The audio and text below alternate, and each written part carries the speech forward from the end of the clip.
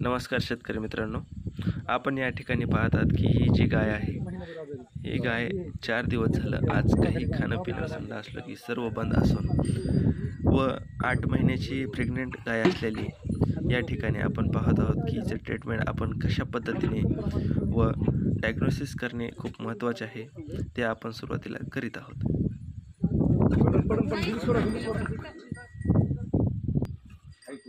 सर्वप्रथम गायीमध्ये कोणकोणत्या पद्धतीचा चारा देण्यात आलेला आहे ह्या गोष्टीची आपण इथं माहिती करून घेतलेली आहे.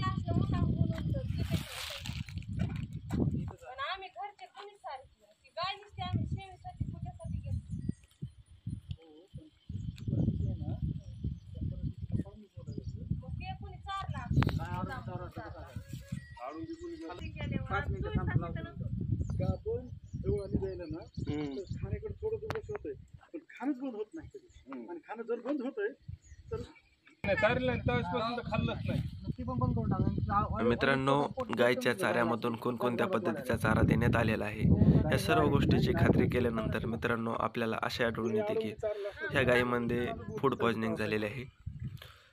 4 दिवस झालेलं काही न खाऊन, न पाणी पिता व न संडास करता त्या गायीची कंडिशन अशी बिकट झालेली आहे. खूपच क्रिटिकल कंडिशन आहे मित्रांनो. अशा कंडिशनमध्ये तुम्हाला कोणकोणत्या पद्धतीची ट्रीटमेंट करावी लागते, कोणकोणत्या पद्धतीची ट्रीटमेंट करावी ह्या सर्व गोष्टीची माहिती आपण या व्हिडिओमध्ये देत आहोत.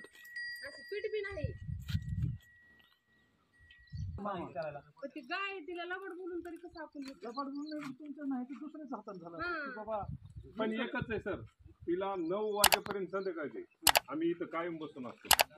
एक ना एक आमचा माणूस 100% असतो. सरकार माझं म्हणणं असं खाणं बंद असू द्या, शेण तर थोडं पडायला पाहिजे. शेणच नाही सर, ते 4 दिवसानं शेण तिचं पडलं नाही. किती दिवसानं शेण पडलं नाही? 3 दिवस 3 म्हणजे 4 दिवस म्हणून 4 दिवस म्हणायचे. शनिवारी शेण पडलं नाही तिचं. शनिवारी शुक्रवारी पडलं, शुक्रवारी शेण पडलं होतं, पण असं घट पडलं होतं. लिंडुळे लेंडे त्याच्यामध्ये शरण बघितलंय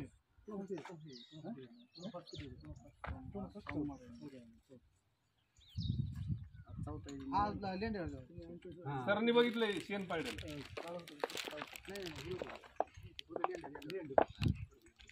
कडक लेंड्या होत्या.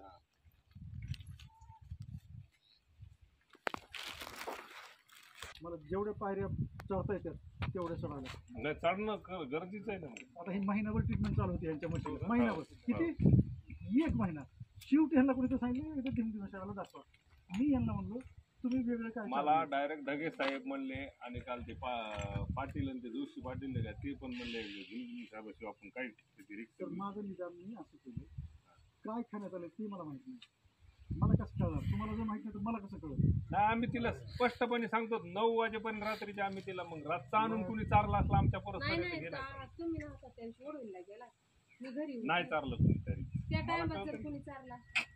मी गेलोय 2 तास. खाण्यात काय बदल नाही, कशातच काय बदल नाही. तिला ही एक घास पाठीमागे तेव्हा ते बिंडा आणून टाकला होता. ते गवत सुद्धा आम्ही टाकीत नाही, कारण त्याच्या आळे काय गवत आला काय गुरावलाय का? काहीच नाही, हिरवगार गवत होतं. असं गुरे आलेलं वाडे असले ना तरी असं पाहिजे. वाडे नाही, काहीच नाही. हे गवत तोडून मी आणून टाकलेलं. मित्रांनो, आपल्या देशामध्ये गायींना खूप मोठा मान दिला जातो. अशा कंडिशनमध्ये मित्रांनो सर्व शेतकरी बांधव या ठिकाणी एकजूट होऊन या गायीला काय झालेलं आहे हे पाहण्यासाठी येत आहेत.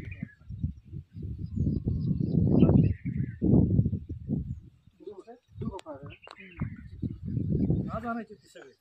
ते इथं मॅक्सलचं काय करतात? मॅक्सल ओळवायला खायचं काय ते आहे ओढून भेटतोय.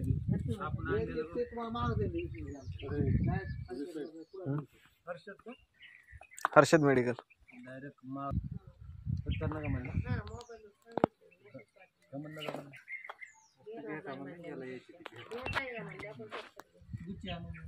असं काम जर उरकलं मग होतं का? हां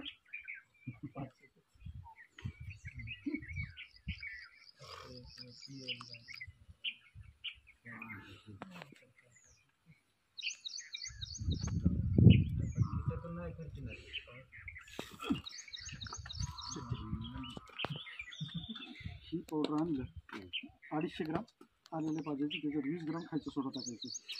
हां, ही खायचं सोडा दिलेलं.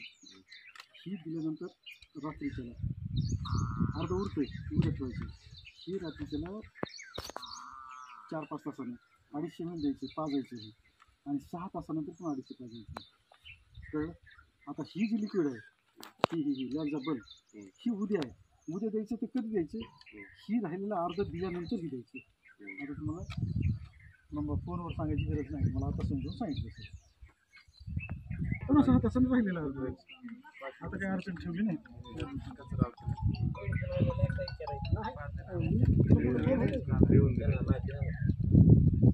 हॅलो, बोला सांगायचं. धुवून घ्या तिथे गार पाण्याला, सगळं ते घाण झालं.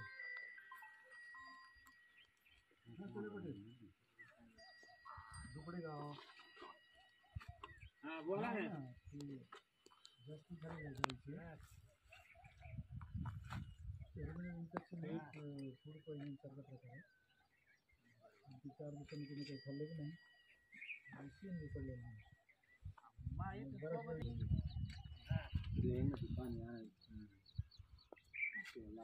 आता आणलंय ते दुकान